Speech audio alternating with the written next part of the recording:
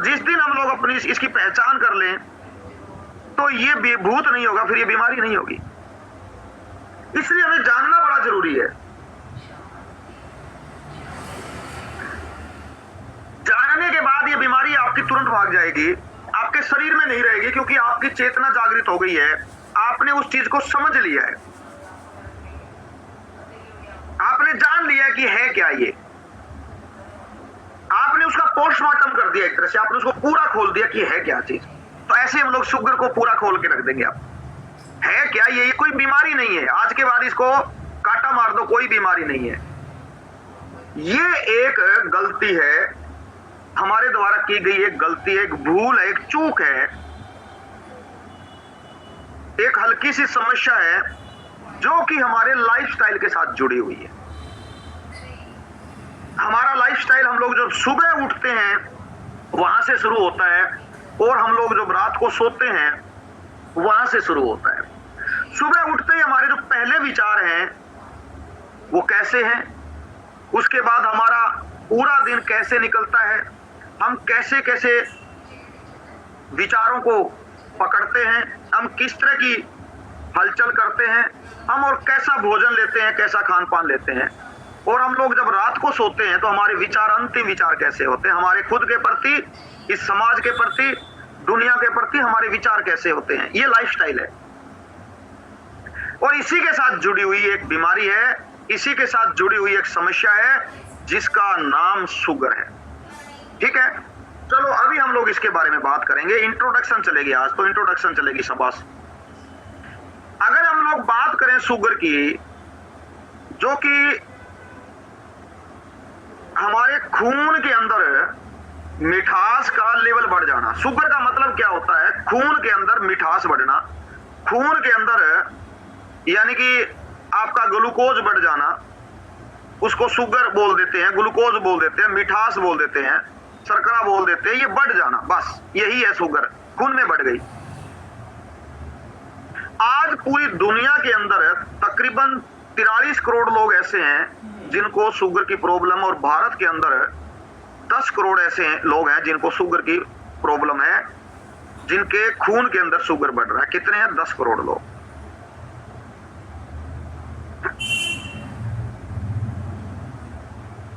Sugar, हम जब भी भोजन करते हैं, हम किसी भी तरह का भोजन करेंगे, आप अगर पत्ता भी खाओगे उसके अंदर भी क्या है? कार्बोहाइड्रेट होता है। यानी कि आप कुछ भी लोगे, हर चीज के अंदर क्या है? कार्बोहाइड्रेट। और कार्बोहाइड्रेट का, जब कार्बोहाइड्रेट हमारे मुंह से हम चबाते हैं, जब इसका पाचन होता है तो ये कन्वर्ट हो जाता है, कार्बोहाइड्रेट किस में कन्वर्ट हो जाता है? शुगर में कन्वर्ट हो जाता है। और शुगर हमारी प्रत्येक कोशिकाओं के लिए बहुत ज्यादा जरूरी है। हमारा शरीर बिना शुगर चल नहीं सकता। हमारा जो ब्रेन है, हमारी ब्रेन की जो कोशिकाएं हैं, अगर इनको 3 मिनट तक शुगर ना मिले तो ब्रेन डेड हो जाएगा, आदमी की मौत हो जाएगी मात्र 3 मिनट के अंदर।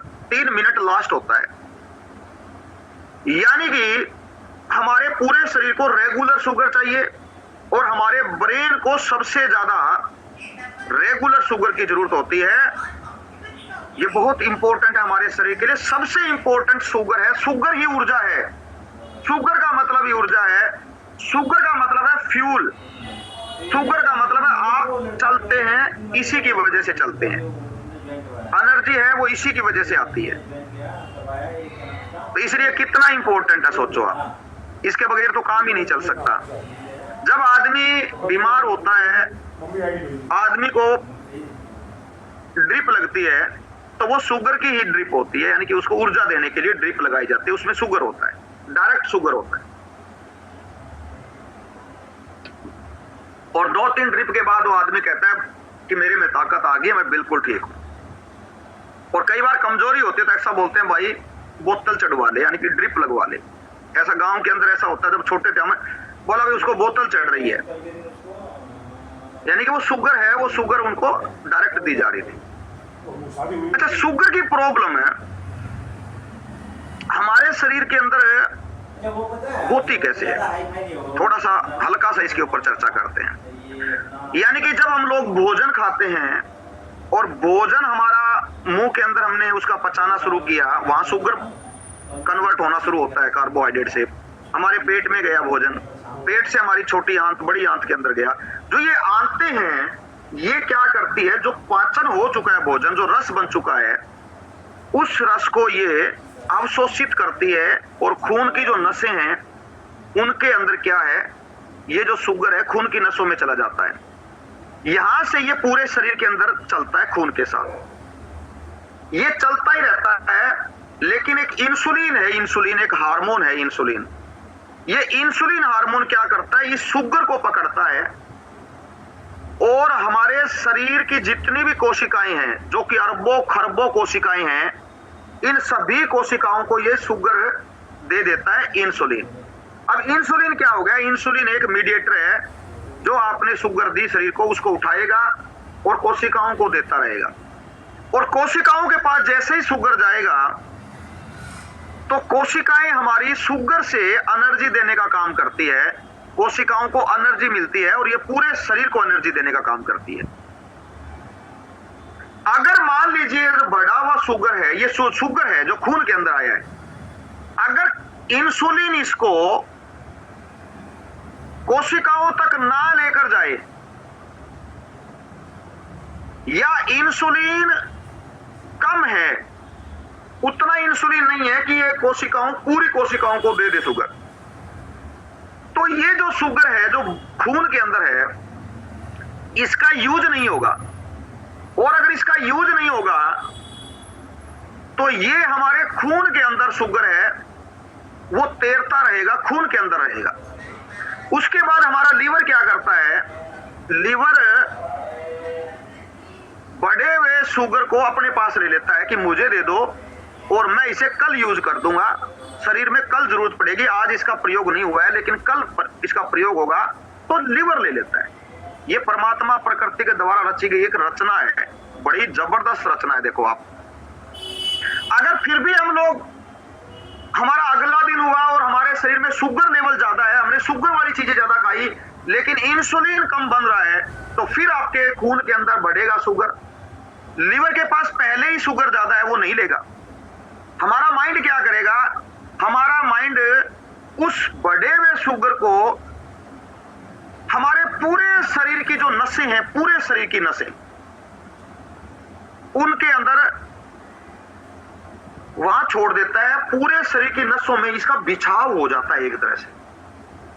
जैसे मान लो हमारे शहर का कचरा है और वो कचरा किसी विशेष जगह डालना चाहिए लेकिन वहां नहीं डाला जा रहा क्योंकि वो वहां स्टोरेज पूरा हो गया है, सपोज करो, तो वो क्या करेगा फिर, वो जो हमारे जितने भी व्हीकल है वो सड़क के ऊपर ही उसको डालना शुरू कर देंगे। बोला भाई ऐसा करो, पूरी सड़कों पे डाल दो तो सड़क पर कचरा ही कचरा हो जाएगा। ऐसे आज पूरी दुनिया के अंदर अगर किसी को शुगर लेवल नहीं भी है ना, तब भी उनके खून, उनकी जो नसें है ना, वहां पर ये बिछी हुई पड़ी है। जब ये ज्यादा बिछ जाती है तो उसके बाद बीपी की प्रॉब्लम होना शुरू होती है, हृदय की प्रॉब्लम शुरू होती है। तो हमारा माइंड क्या करता है, हमारा माइंड कहता है भी अब इसको नसों में मत बिछाओ, अब इसको ऑर्गन के अंदर छोड़ दो, अलग अलग जगह छोड़ दो, शुगर को अलग अलग जगह छोड़ो। किसी को थायराइड ग्लैंड में छोड़ दिया तो थायराइड की प्रॉब्लम आ जाएगी। अगर किडनी के अंदर छोड़ दिया, किडनी के आसपास, तो किडनी की प्रॉब्लम आ जाएगी। ऐसे ही हमारे शरीर के अलग अलग जो अंग है वहां पर छोड़ना शुरू कर देता है ये माइंड। ये माइंड का खेल है सारा। तो फिर प्रॉब्लम कहां कहां आ गई, देखो थायराइड की प्रॉब्लम आ जाएगी, किडनी की प्रॉब्लम आ जाएगी, ब्रेन की प्रॉब्लम आ जाएगी, और भी अलग अलग जगह प्रॉब्लम आ जाएगी। बीपी बढ़ना शुरू हो जाएगा, पेट के ऊपर ज्यादा फैट आ जाएगी, और धीरे धीरे हमारे पूरे शरीर के अंदर फैट बढ़नी शुरू हो जाएगी। इसलिए हमें इस चीज को थोड़ा समझना जरूरी है भाई। ये जो शुगर है ये हमें कैसे लेनी है, कितनी लेनी है, क्यों लेनी है, और इसका क्या ख्याल रखें, ये सारा हम लोग डिस्कस करेंगे पूरे सेशन के अंदर।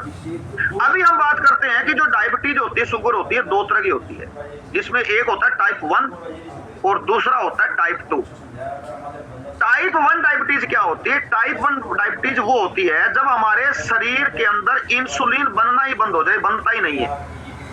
ये एक ऑटो इम्यून डिसऑर्डर है, ऑटो इम्यून डिजीज है जो हमारे पैनक्रियाज के बीटा सेल्स को खत्म कर देती है। हमारी इम्यूनिटी क्या करती है? हमारे जो पैनक्रियाज के अंदर बीटा सेल्स होते हैं उनके ऊपर अटैक करती है, तो वहां पर इंसुलिन ही नहीं आएगा तो क्या होगा?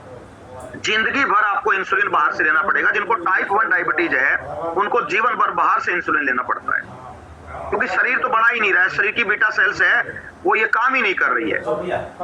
दूसरा जो होता है टाइप 2 डायबिटीज। अच्छा, टाइप 1 बच्चों में ज्यादा होता है, बच्चों के अंदर या किशोरावस्था के अंदर ये टाइप 1 हो जाता है। और टाइप 2 डायबिटीज है ये उम्र के हिसाब से होता है। जब आपकी 30 साल 40 साल की उम्र हो गई उस दौरान होता है कि हमारे जो बीटा सेल्स हैं वो इंसुलिन कम बनाना शुरू करते हैं या इंसुलिन रेजिस्टेंस होना शुरू हो जाता है, इंसुलिन के अंदर रुकावट आनी शुरू हो जाती है हार्मोन के अंदर।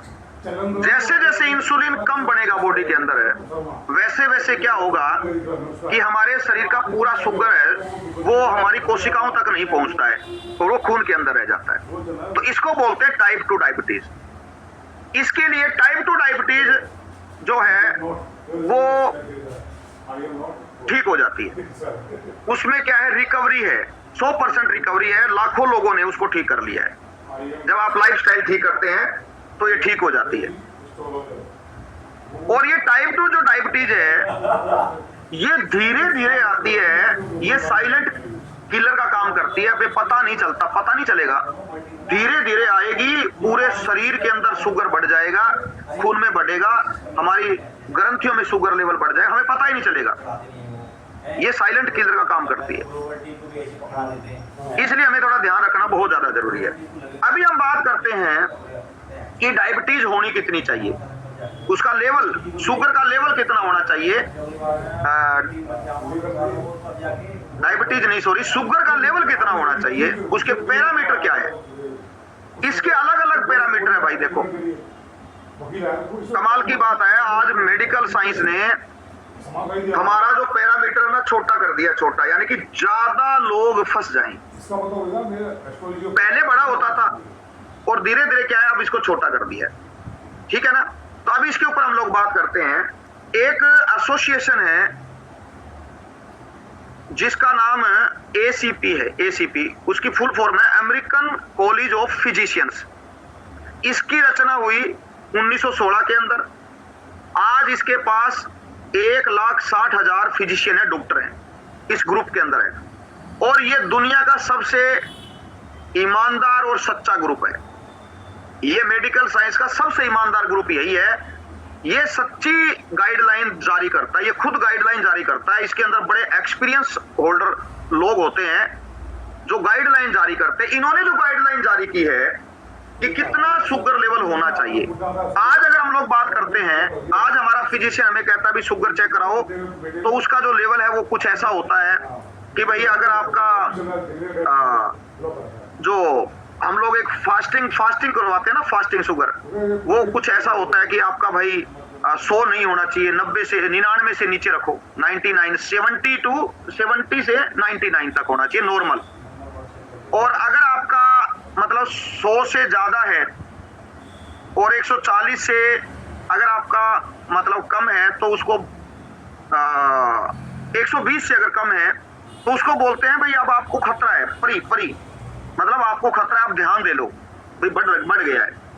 ऐसे ही हमारा एक होता है, हम खाना खाने के 2 घंटे के बाद शुगर लेवल चेक करते हैं, तो वो आपका जो पीपी बोलते हैं वो 140 से कम होना चाहिए। ऐसा कुछ आजकल के पैरामीटर बोल रहे हैं। एक HB1CA होता है, HB1CA। HB1CA क्या है?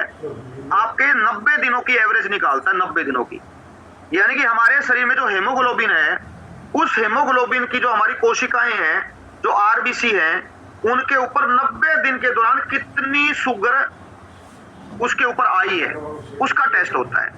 हमारे जो RBC के ऊपर जो हमारे हीमोग्लोबिन है उसके साथ चिपक जाती है वो शुगर, यानी 90 दिनों में कितनी आई है उसकी प्रतिशत होती है। तो आज की हमारी जो साइंस तो कह रही है भाई अगर ये 6.5 हो गया है तो आपको डायबिटीज की प्रॉब्लम होगी, शुगर की प्रॉब्लम हो गई है। अब बात करते हैं अमेरिकन एसोसिएशन क्या कहती है। अमेरिकन एसोसिएशन ये कह रही है कि अगर आपका 8 है तब भी नॉर्मल है, और अगर आपका 250 पीपी 250 है तब भी नॉर्मल है। तो एसीपी ने एक गाइडलाइन जारी करी थी, और गाइडलाइन जारी कर दी 2018 के अंदर ऐसा कुछ, और उन्होंने कहा कि 8 पूरी दुनिया के अंदर ये बात फैलाओ कि अगर किसी का 8 भी है HbA1c तो वो नॉर्मल है, और अगर किसी का 250 भी पीपी है तो नॉर्मल है।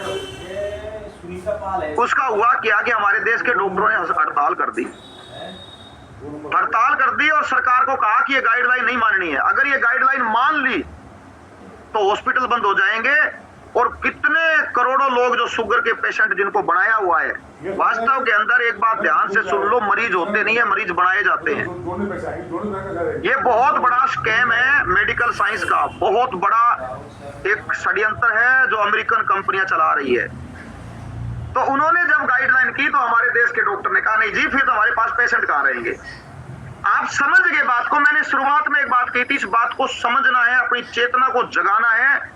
अगर आपने अपनी चेतना को जगा लिया, समझ को जगा लिया, तो बीमारी कोई भी नहीं है। हम बीमार नहीं होते हैं, हमें रोग नहीं होता है, हमें रोग दे दिया जाता है। आप जब जाते हो किसी जगह तो वहां पर आपको रोग दिया जाता है। इसलिए नंबर 1 सबसे पहला काम करना है कि जब तक आप कर सकते हो ना, वो घर के अंदर ही करो। आप हॉस्पिटल से दूरी बना के रखो। कोशिश यही करो कि भाई मुझे डॉक्टर और हॉस्पिटल के पास नहीं जाना, बस। अभी हम लोग डेली आपको बोलते हैं कि घर का खान पान बदलो। ये क्या है? रसोई बदलो, जीवन शैली बदलो, आदतें बदलो, व्यवहार बदलो। अगर हमने ये बदल लिया तो फिर हॉस्पिटल जाने की जरूरत क्या है?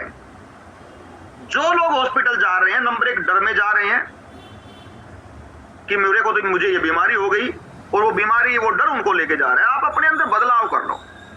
और बहुत से डॉक्टर भी बोलते हैं भाई क्यों चक्कर काट रहे हो, आपको नहीं है शुगर, आप अपना घर का भोजन बदल लो।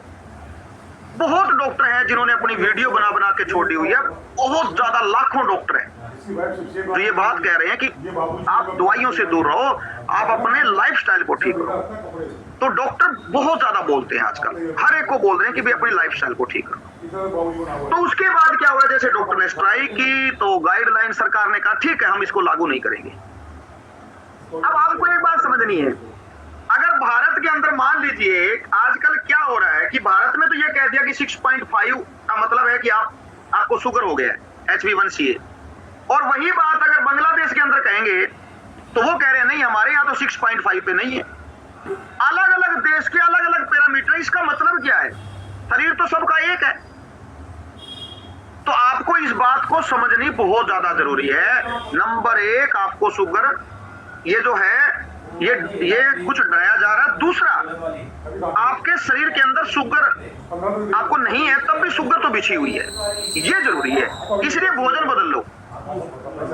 एसीपी ने भी एक ही बात कही है कि आपको 8 तक है तो दवाइयों की जरूरत नहीं है, आप भोजन पर काम कर लो। अगर 8 से ज्यादा हो गई है तो दवाइयां ले लो, ताकि आपको इंस्टेंट थोड़ा रिलीफ मिल जाए, शरीर में कोई ज्यादा हानि ना पहुंचे, वरना हानि पहुंच जाएगी। चलो अभी हम लोग बात करते हैं, हम लोग जो शुगर ले रहे हैं, कहां से शुगर ले रहे हैं, कितनी तरह की शुगर होती है, ये भी हमें जानकारी होनी चाहिए।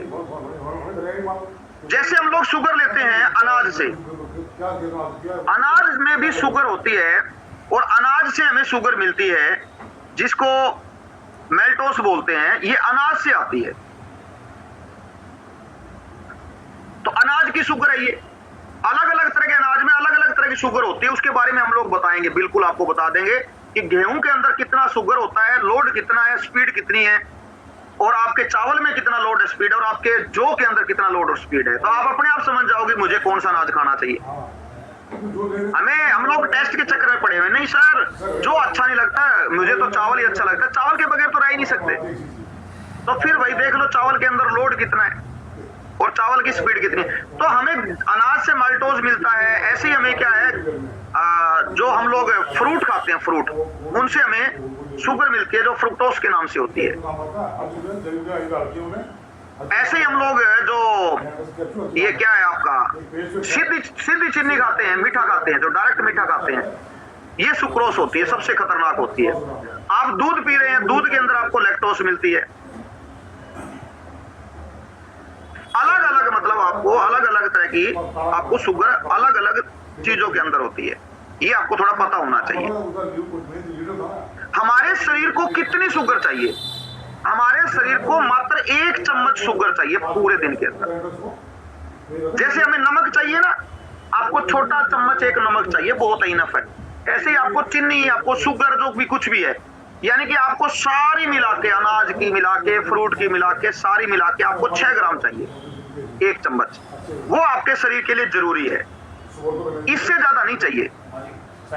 हम लोग क्या वैसे ही खा रहे हैं, वैसे ही चीनी फाक रहे हैं, वैसे ही पता नहीं क्या क्या खा रहे हैं। चाय लेंगे तो उसके अंदर कितनी शुगर है, कोल्ड ड्रिंक लेंगे तो उसके अंदर कितनी शुगर है। यही तो हमारे जीवन को तबाह कर रही है, यही तो हमें बीमारियां देने का काम कर रही है। अगर हमें इसकी समझ हो गई तो फिर हम लोग ध्यान रखेंगे अपना। जैसे जापानी लोग सबसे ज्यादा ध्यान रखते हैं, ख्याल रखते हैं, तो उनकी उम्र बहुत लंबी है। हम तो ध्यान रखेंगे, हमारा ध्यान जरूरी है, दवाई जरूरी नहीं है। हम लोग क्या करते हैं, दवाइयों के सहारे सोचते हैं कोई दिक्कत नहीं है, ध्यान नहीं रखेंगे। अगर हमें ध्यान रख लिया तो फिर क्या दवाई की जरूरत पड़ेगी? उसके बाद जीवन में कभी भी दवाई की जरूरत नहीं पड़ेगी। तो ध्यान सबसे ज्यादा जरूरी है भाई। इसके साथ साथ हम आपको बात करेंगे जो शुगर की गोली है वो क्या काम करती है, इसके बारे में भी हमें थोड़ी जानकारी होनी चाहिए। आपने शुगर की गोली ली, कई लोग बोलते हैं, बोले जी मैं तो बिल्कुल ठीक हूं, मैं एक सिर्फ शुगर की गोली खाता हूं, मैं इतने पॉइंट लेता हूं। शुगर की गोली आपके पेट में जाती है और आपके तुरंत खून के अंदर मिक्स होती है, और वो गोली एक तरह से इंसुलिन है। इंसुलिन जैसे कई बार क्या होता है कि जबरदस्ती कोई काम करवाया जाता है, जबरदस्ती, और कई बार होता है कि काम को प्यार से करवाया जाता है। तो जो शरीर इंसुलिन बनाती है ना, वो उसका जो काम है वो प्यार से करती है। वो प्यार से शुगर को लेगी, कोशिकाओं को देगी। अगर कोशिकाओं ने ये कहा कि भाई मेरे पास शुगर है, पहले मैं नहीं लेना चाहती, तो वो नहीं देगी, वो कहेगी ठीक है। ये जो गोली क्या करती है, ये प्यार से काम नहीं करती, इसको समझो ये क्या करती है, जबरदस्ती शुगर को उठाती है और जबरदस्ती हमारी जो कोशिकाएं है ना, उनको कहती है कि दरवाजा खोलो। कोशिकाएं कहती है नहीं मेरे पास पहले से शुगर है, तो ये दरवाजा जबरदस्ती खुलवाती है और दरवाजा तोड़ देती है, खोलो नहीं तो हम दरवाजा तोड़ेंगे। और कोशिकाओं के पास पहले ही शुगर ज्यादा, उसको और शुगर दे देगी। इसका काम है, गोली का एक ही काम है कि खून के अंदर शुगर लेवल कम हो जाए, चाहे वो शरीर में कहीं भी पड़ी है, बाहर नहीं निकली है। जो लोग गोली खा रहे हैं उनकी शुगर शरीर से बाहर नहीं निकली है, उनकी शुगर शरीर के अंदर है, अब खून में नहीं है। खून से उठा के और जगह छोड़ दी, आपकी कोशिकाओं को भर दिया, आपके लीवर को भर दिया, आपके जितने भी ग्लैंड है, आपके ऑर्गन है, उनको भर दिया। जब हम लोग टेस्ट करवाते हैं तो टेस्ट के अंदर क्या होता है कि मैं दवाई खा रहा हूं और मेरा शुगर लेवल नॉर्मल है, मैं बड़ा खुश हूं। उससे यह पूछने वाला होना चाहिए, भाई ये शुगर लेवल नॉर्मल नहीं है, ये शुगर तो आपके शरीर में ही है, बाहर नहीं निकली है, पहले खून में थी, अब ये खून से आपके शरीर के अंदर अलग अलग जगह पहुंच गई है। इस गोली ने अलग अलग जगह इसको छोड़ दिया है जबरदस्ती। अब जहां भी गोली ने छोड़ा है, अगर उसने थायराइड ग्लैंड में छोड़ दिया तो थायराइड की प्रॉब्लम हो जाएगी। उसने जिस जगह इसको छोड़ दिया वो प्रॉब्लम हो जाएगी, शरीर के अंदर वही प्रॉब्लम हो जाएगी। इसको समझने की हमें जरूरत है। तो गोली खा के हम लोग कभी स्वस्थ नहीं होंगे। अच्छा, लाइफस्टाइल बदलेंगे तो कैसे स्वस्थ होंगे? हम आपको कहेंगे कि फाइबर की चीजें ऐड करो। फाइबर क्या करती है, खून से शुगर को पकड़ती है और शरीर से यूरिन के माध्यम से और टॉयलेट के माध्यम से इसको बाहर निकाल देती है शुगर को। तो आपको गोली खानी चाहिए, फाइबर खाना चाहिए। इस बात को समझने की जरूरत है। फाइबर पोछा लगाती है शरीर के अंदर, फाइबर को खून को साफ करेगी। आपकी कोशिकाओं को साफ करेगी, पूरे शरीर से बढ़ी हुई शुगर को बाहर निकालेगी। नंबर 2, आप जो भोजन ले रहे हैं वो हाई शुगर का है क्या, उसमें ज्यादा शुगर है, तो फिर आपको प्रॉब्लम होगी। आपको 2 काम करने हैं कि एक तो आप जो भोजन लेंगे उसके अंदर शुगर लेवल कम होना चाहिए, और दूसरा उसके अंदर फाइबर होना चाहिए। ऐसा करने से आपको जो शुगर लेवल नॉर्मल होगा वो पूरे शरीर से सफाई होकर नॉर्मल होगा, ना कि वो वैसे ही हो जाएगा जैसे गोली से होता है। इस साइंस को समझने की जरूरत है। तो गोली खा के हम लोग क्या स्वस्थ हैं? गोली खा के हम लोग स्वस्थ नहीं है, लेकिन भोजन बदलकर हम लोग स्वस्थ हो सकते हैं। भोजन बदलकर हम लोग बिल्कुल स्वस्थ हो सकते हैं, किसी तरह की कोई दिक्कत नहीं होगी। समझ गए बात आप? इसलिए हम लोग बार बार आपको बोलते हैं कि भाई भोजन बदलो, भोजन बदलो। अभी हम थोड़ा सा आपको और बताते हैं कि हमारे शरीर के अंदर है ना, परमात्मा ने बीटा सेल्स दी हैं। हमारी पेनक्रियाज है, पेनक्रियाज के अंदर बीटा सेल्स, और बीटा सेल्स इंसुलिन देते हैं, इंसुलिन हार्मोन बनाते हैं। कितने हैं बीटा सेल्स? ये टोटल 12 लाख है। जब बच्चा जन्म लेता है तो उसको 12 लाख बीटा सेल्स मिलते हैं, लेकिन हम लोग क्या है कि इनका ज्यादा इस्तेमाल करते हैं, इनका ख्याल नहीं करते हैं, पेनक्रियाज का ख्याल नहीं करते हैं, पूरी बॉडी का ध्यान नहीं रखते हैं, पाचन तंत्र खराब कर लेते हैं, तो ये बीटा सेल्स धीरे धीरे कमजोर होने शुरू हो जाते हैं, कम होने शुरू हो जाते हैं। पहले ये कमजोर होंगे, फिर ये कम होंगे। कई लोग बड़ी गलती करते हैं अपने बच्चों के साथ। जैसे छोटा बच्चा है, छोटे बच्चे को अगर बच्चा दुबला पतला है तो माँ कहेगी बेटा मेरा बच्चा दुबला पतला है। बुआ आएगी तो बुआ कहेगी मेरा भतीजा बड़ा दुबला पतला है, यानी कि गोलू मोलू होना चाहिए। ये जो गोलू मोलू बच्चे को कर रहे हैं, यानी कि आने वाले समय के अंदर क्या है, ये शुगर की प्रॉब्लम देने का काम कर देंगे। इसके ऊपर हम लोग कल चर्चा करेंगे, आपको बताएंगे कि ये बीटा सेल्स होते कितने हैं और ये कैसे कम होते हैं, और हम इनका क्या ख्याल रखें, और हम लोग कौन कौन सी गलती कर रहे हैं जिसकी वजह से हमारे शरीर के बीटा सेल्स कम हो रहे हैं। क्योंकि बीटा सेल्स अगर आपके शरीर में है तो फिर आपको दिक्कत ही नहीं है, इंसुलिन रहेगा हमेशा। अगर ये कम हो गए तो फिर प्रॉब्लम होती है ना। इनको कम ना होने दो, 100 साल तक दिक्कत नहीं आएगी। तभी तो ये जैसे जैसे कम होते हैं, आपके 12 लाख थे, आपकी उम्र 40 साल हुई, आपके बच गए 8 लाख। 8 लाख बचने के बाद क्या होता है कि आपको परी डायबिटीज की प्रॉब्लम हो जाती है। जब आप 50 साल के हुए तो आपके हो गए 6 लाख, फिर आपको गोली से इंसुलिन लेना पड़ेगा। उसके बाद 4 लाख, फिर आपको इंजेक्शन लगवाना पड़ेगा, क्योंकि आपका शरीर वो काम नहीं कर रहा है, अब आपको बाहर से वो काम करना पड़ रहा है। इसके ऊपर हम लोग कल चर्चा करेंगे, और कल हम लोग और चर्चा करेंगे, आपको बताएंगे कौन कौन से लक्षण है और किस के अंदर कितना आपका ग्लूकोज होता है, उसकी स्पीड कितनी होती है, किस भोजन के अंदर। हम कल भोजन पर जानकारी पूरी देंगे आपको कि आप कौन कौन सा भोजन ले रहे हैं, उसमें शुगर लेवल कितना है, उसकी स्पीड कितनी है, उसमें लोड कितना है। 2 चीज आपके भोजन में, स्पीड और लोड दोनों देखनी पड़ेगी। जिस दिन आपको इसकी जानकारी हो गई, आप बिल्कुल अपने आप ही कहोगे नहीं भाई मुझे ये नहीं चाहिए, मुझे ये नहीं चाहिए, मुझे तो ये चाहिए, मुझे तो ये चीज लेनी है ना।